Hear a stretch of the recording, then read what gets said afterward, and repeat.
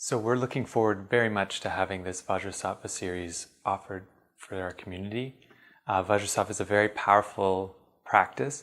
My own experience with it has been really transformational. It took a long time to do because I started and stopped, and it can take a while to get going. And that's part of the motivation for running this series, is to help you to not only get an orientation to it, know the basics, be able to do the practice on your own, but also to jumpstart the practice. Because really, like any path or any tool, any practice, it needs consistency, it needs application. And so that's what this series is meant to do. It's meant to give you everything you need to get started, plus the support to get you going on a regular practice, if that ends up being your goal. So the goal here, again, is to give you an overview of these so-called foundational practices. These are the typically given to students in the Vajrayana lineages. These are the Buddhist schools in Tibet, Bhutan, Nepal, originating in northern India. And the goal here is to really ground. I like the term foundation practices because they really ground you.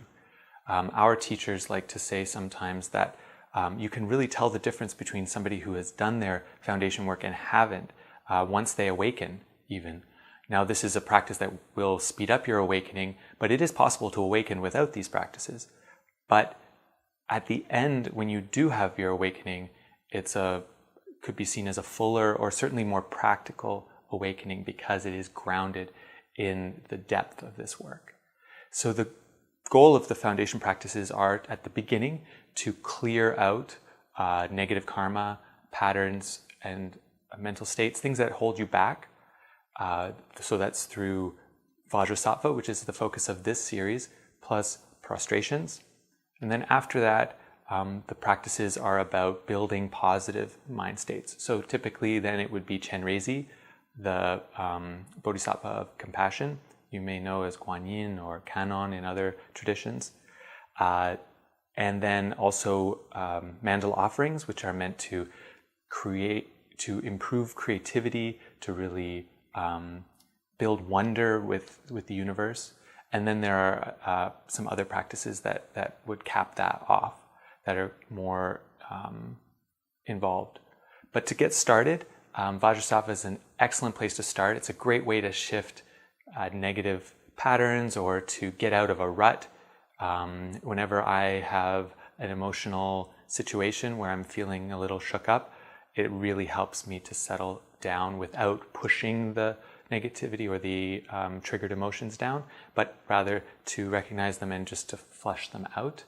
It's also a really good practice to be using when you're interacting with people who are maybe challenging for you. You might have somebody like that in your life.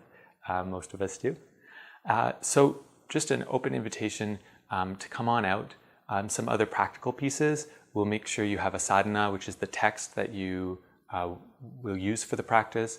We'll be talking about how to set up a shrine or an altar if you choose to want to incorporate that into your practice.